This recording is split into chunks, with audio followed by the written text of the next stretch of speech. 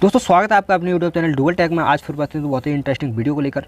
दोस्तों आज की जो वीडियो है वो वास्तव में खुशखबरी भरी वीडियो है, तो इसलिए वीडियो को देखिए लास्ट तक। और दोस्तों अगर मेरे चैनल पर आप नए हैं तो चैनल को सब्सक्राइब करके बेल आइकन प्रेस कर लीजिए ताकि आपसे कोई भी BSNL से जुड़ी मिस नहीं होनी चाहिए कोई भी न्यूज़। तो चलिए दोस्तों वीडियो को शुरू करते हैं। तो दोस्तों मैं आपके लिए सबसे पहले इसमें बता दूँ कि अभी टेलीकॉम कंपनियां जितनी भी हैं सभी घाटे में चल रही हैं। जनरली जो गवर्नमेंट सेक्टर की कंपनियां हैं, MTNL ले लो चाहे BSNL ले लो। तो दोस्तों अब बात करते हैं कि इसकी क्या आज की न्यूज़ है। फ़िलहाल टेलीकॉम इंफ्रा फर्म BSNL को कंटिन्यू सर्विसेज के लिए 1500 करोड़ रुपए का बकाया तुरंत देने को कहें। ये जो है PSUs ने कहा है PK परिवार से। चलिए और आगे जानते हैं। 8 बुनियादी ढांचा कंपनियों के समूह ने गुरुवार को BSNL के अध्यक्ष और प्रबंधक निदेशक PK परिवार को पत्र लिखकर बकाया राशि की मंजूरी मांगी, क्योंकि उन्होंने दूरसंचार PSU के नेटवर्क को बनाए रखने के लिए बिजली, डीजल, बैटरी खरीद आदि के लिए भुगतान में समस्या का सामना करना पड़ रहा है, जिसके कारण सेवा में कमी आई है। कई क्षेत्रों में ये जो है सेवा अभी नहीं दे पा रहे हैं। तो दोस्तों टेलीकॉम इंफ्रास्ट्रक्चर कंपनियों ने राज्य सरकार द्वारा संचालित BSNL को तत्काल आधार पर कुल 1500 करोड़ रुपए का बकाया चुकाने को कहा है, क्योंकि वे टेलको के नेटवर्क को बनाए रखने के लिए आवश्यक महत्वपूर्ण खर्चों को पूरा करने में असमर्थ है। दोस्तों बता दूं कि BSNL, MTNL या कोई भी एनी अदर कंपनी हो जो कि फ़िलहाल वर्किंग कंडीशन में है, उसके लिए डीजल की ज़रूरत पड़ती है, बिजली की ज़रूरत पड़ती है, उसके लिए चाहिए होता है पैसा। तो अभी दोस्तों मैं बता दूँ कि मेरे यहाँ गाँव में एक टावर है, या मैं जहाँ रहता हूँ जिस जगह वहाँ एक टावर है, वहाँ खुद एक BSNL का टावर है जो कि बंद पड़ा है। मतलब बंद पड़ा है, उस पर तेल नहीं आ रहा है और वो केवल बिजली आ जाती तो चल जाती है, और बिजली का भी कनेक्शन काट दिया है। तो दोस्तों इसी प्रकार से कई जगह हो सकता है, क्योंकि मैं तो खुद देख रहा हूँ तो इसलिए मुझे पता है। तो दूसरी जगह भी ऐसी सिचुएशन हो सकती है। तो फ़िलहाल सिचुएशन ठीक नहीं चल रही है, इसलिए 1500 करोड़ रुपये मांगा है। तो गैर भुगतान फर्मों ने कहा है कि अब तक देश में विभिन्न स्थानों पर मोबाइल सेवा आउटेज हो चुकी है। उद्योग निकाय tower and infrastructure providers association TAIPA के तत्वाधान में 8 बुनियादी ढांचा फर्मों के समूह ने गुरुवार को BSNL के अध्यक्ष और प्रबंधक निदेशक PK परिवार को पत्र लिखकर बिजली, डीजल, बैटरी के भुगतान में समस्या का सामना करने के लिए बकाया राशि की निकासी की मांग की है। दूरसंचार PSU के नेटवर्क को बनाए रखने के लिए खरीद आदि, जिसके कारण कई क्षेत्रों में सेवाओं की कमी हो गई है। दोस्तों मैं बता दूं कि फ़िलहाल जहां मैं बिलोंग करता हूं, जहां रहता हूं, वहां भी BSNL की सेवा की बहुत ज़्यादा कमी है। नेटवर्क ही नहीं आते हैं बिल्कुल। जब टावर चल जाता है, लाइट आ जाती है तब चल जाता है, तब नेटवर्क आ जाते हैं, वरना बहुत ज़्यादा दिक्कत जो है हो रही है। तो मुझे दिक्कत हो रही है, तो सभी को दिक्कत लगभग हो रही होगी। TAIPI के महानिदेशक ने कहा है कि BSNL की कुल बकाया के साथ लगभग 1500 करोड़ रुपये की बकाया स्थिति अब लगभग 1500 करोड़ रुपए की है, जो कि बकाया स्थिति है, जो लंबे समय से लंबित है। हम मामले में CMD BSNL के तत्काल हस्तक्षेप और समर्थन की उम्मीद कर रहे हैं, TR दुआ ने एक बयान में ये कहा है। दोस्तों उन्होंने यह भी कहा है कि दूरसंचार बुनियादी ढांचा कंपनियां पहले से ही वित्तीय संकट में जूझ रही, वित्तीय संकट का सामना कर रही हैं और चल रहे लॉकडाउन अवधि के दौरान नेटवर्क का प्रबंधन करने के लिए कई कड़ी मेहनत भी कर रही हैं। इस संबंध में BSNL को भेजी गई एक क्वेरी के तत्काल प्रतिक्रिया नहीं दी है।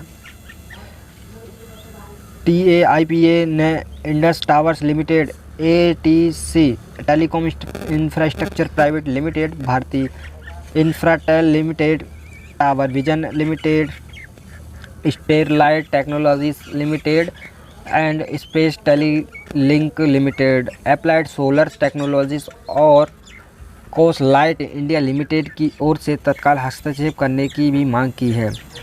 कुल में से BSNL का मोबाइल टावर फर्म ATC पर 604 करोड़ रुपए और ब्रॉडबैंड टेक्नोलॉजी फर्म स्टरलाइट के टेक्नोलॉजीज़ के लिए 488 करोड़ रुपए, इंडस टावर्स को 127 करोड़ रुपए और टावर विजन को 118.2 करोड़ रुपए और भारतीय इंफ्राटेल को 100 करोड़ रुपए का बकाया अभी इनको देना है।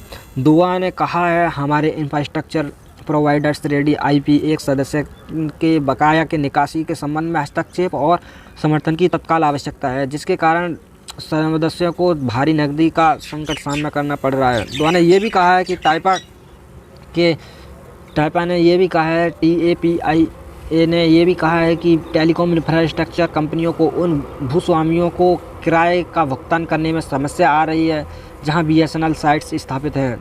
तो दोस्तों मैं बता दूं कि बहुत सारे दिक्कत चल रही है, लोगों का किराया नहीं दिया जा रहा है, जहाँ टावर लगे हुए हैं उनका किराया नहीं दिया जा रहा है। वो लोग अपील पे अपील करते जा रहे हैं, उनको 2-2 साल से किराया नहीं दिया गया है, डीजल तो आ ही नहीं रहा है, तो टावर भी बंद पड़े हैं। और एसडीओ वगैरह से या फिर जो भी टेक्नीशियन वगैरह उनसे वो लोग कहते हैं, तो वो भी कह देते हैं कि भैया कंपनी घाटे में चल रही है, हम क्या करें इसमें, हम क्या कर सकते हैं, हम कुछ नहीं कर सकते, जैसे ही हमारे लिए पैसा मिलता है हम आपके लिए दे देते हैं, हम अपने लिए तो रखते नहीं हैं। और भी बहुत सारा जो है पहाड़े पढ़ा देते हैं, वो लोग उन्हें बता देते हैं उल्टा सीधा जो भी है, क्योंकि अभी चली ऐसी कंडीशन रही है तो क्या किया जाए। बीएसएनएल टावरों के बीच जो है बिजली बिलों का भुगतान, बीएसएनएल के टेलीकॉम टावरों के लिए बैटरियों और अन्य बैकअप स्टोरेज डिवाइस की खरीद भी जो है अभी बाकी है। तो दोस्तों मैं बता दूं कि जो बीएसएनएल के टावर हैं वो बैटरी से चलते हैं, इसमें डीसी सप्लाई होती है, एसी सप्लाई नहीं होती है। चाहे वो जनरेटर से, तो जनरेटर से बैटरी चार्ज कर लिए जाते हैं और डीसी सप्लाई से उसको सप्लाई दी जाती है टावर को। और अगर जो एसी सप्लाई है, जो लाइट आती है, उसको भी बिजली को भी कन्वर्ट करके डीसी में बैटरी चार्ज किए जाते हैं, उसके बाद टावर चलता है, इसलिए उसमें बैटरी की आवश्यकता होती है। अगर बात करें बीएसएनएल की, तो बीएसएनएल के लिए लगभग 48 वोल्ट की बैटरी चाहिए होती है, यानी 2-2 वोल्ट का 2.5 वोल्ट का एक सेल होता है और टोटल 24 सेल समथिंग कुछ होते हैं, और उस प्रकार से जो पूरा चलता है बीटीएस उसका। तो दोस्तों इसने ये भी कहा है कि बीएसएनएल टावर साइटों के लिए जो बीएसएनएल नेटवर्क आउटेज के लिए अग्रणी हैं और साइटों के आसपास के क्षेत्रों में ब्लैकआउट्स के लिए सेवा स्तर के समझौते के अनुसार अप टाइम रखने में चुनौतियाँ हैं। दूरसंचार ऑपरेटरों के निकाय COAI ने बुधवार को दूरसंचार विभाग से बीएसएनएल और एमटीएनएल सहित पीएसयूज़ को निर्देशित करने के लिए संचार और नेटवर्क उपकरण निर्माताओं, बुनियादी ढांचा प्रदाताओं और अन्य विक्रेताओं की संचयी बकाया राशि के लिए 20,000 करोड़ रुपए की निकासी का आग्रह किया है। तो दोस्तों 20,000 करोड़ रुपए की निकासी का आग्रह किया, देखते हैं कितना मिलता है, और मिल ही जाना चाहिए, क्योंकि फ़िलहाल जो कंडीशन चल रही है कोरोना वायरस को देखते हुए देश की जितनी भी कंपनियां हैं, लगभग 2-3 कंपनियां मेनली बची हैं टेलीकॉम सेक्टर में, बीएसएनएल, एमटीएनएल ये तो एक ही हो चुकी हैं, और जियो, एयरटेल वगैरह, बस वोडाफोन वगैरह ये तो बंद ही हो जाएंगी, इनमें कुछ खास बचा नहीं है, सब खाली हो चुकी हैं कंपनियां। Cellular operators association of India COAI ने दूरसंचार सचिव अंशु प्रकाश को लिखे पत्र में पीएसयू से बकाया राशि को लेकर अपनी सदस्य कंपनियों द्वारा महसूस किए गए संकट को हरी झंडी दिखा दी है। तो ये बात उन्होंने कहा है पीएसयू से, और कहा था कि बकाया का भुगतान न करना महत्वपूर्ण वित्तीय संकटों को जोड़ता है, जो राशि है उसके लिए महत्वपूर्ण संकट के लिए जो है रोकता है वो, क्योंकि जो पुराना है उसी को नहीं दिया गया तो आगे कहाँ से टावर चलेंगे।